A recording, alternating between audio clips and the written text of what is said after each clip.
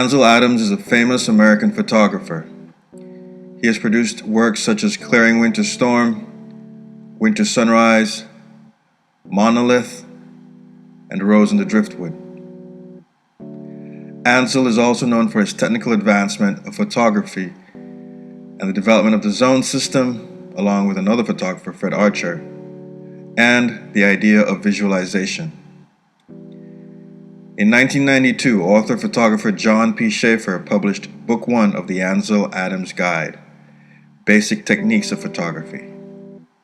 In a chapter of the book, Ansel Adams' idea of visualization was described. This video aims to provide an overview of visualization. Ansel Adams coined visualization as an ability of the trained photographer to see certain values, textures, and arrangements in the mind's eye. Schaefer adds to that by saying it is the mental process of interpreting the reality of a scene and translating it into photographic symbols.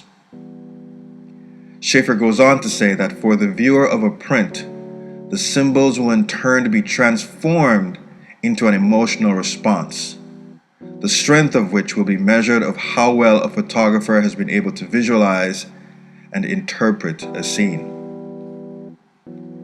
In practical terms, visualization is broken down into 4 processes. 1. Choosing what to include in a photograph. 2. Organizing the image within the frame. 3. Time, timing, and visualization. And 4. Visualizing form and tones. Choosing what to include in a photograph. This starts first with determining what the subject or focus should be. This will involve looking at the scene and making a subjective decision on what is the strongest image, object, subject within the scene. This step may take seconds or it may take days. The goal is the same regardless of the time taken, determining the strongest image. Second is determining the point of view. Usually this involves mentally entering the space and trying different viewpoints and angles. It also involves changing the distance between the camera and the subject, changing the height of the camera, considering the effect of shadows, and reviewing how objects in the foreground and background impact on how the subject is viewed. Third is determining how best to frame the image. This involves considering what borders the image and what appears in the background, determining whether the image is more pleasing aesthetically in a horizontal or vertical format, and what is the best aspect ratio for the image. With respect to the aspect ratio, given that some images may not have the same aspect ratio as a camera in use, cropping a picture can be done to gain the right aspect ratio. However, it is important to take into consideration the effect of cropping will have on an image's sharpness and tone. Organizing the image within the frame. This process involves first selecting the best position of the center of interest or subject within the frame.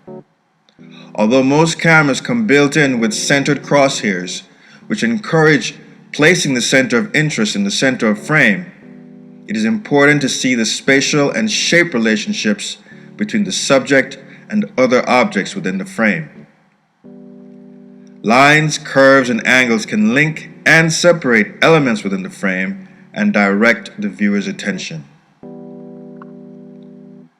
Placing the horizon line in the appropriate place is also part of organizing the frame, as if done incorrectly, it can create 2 competing pictures.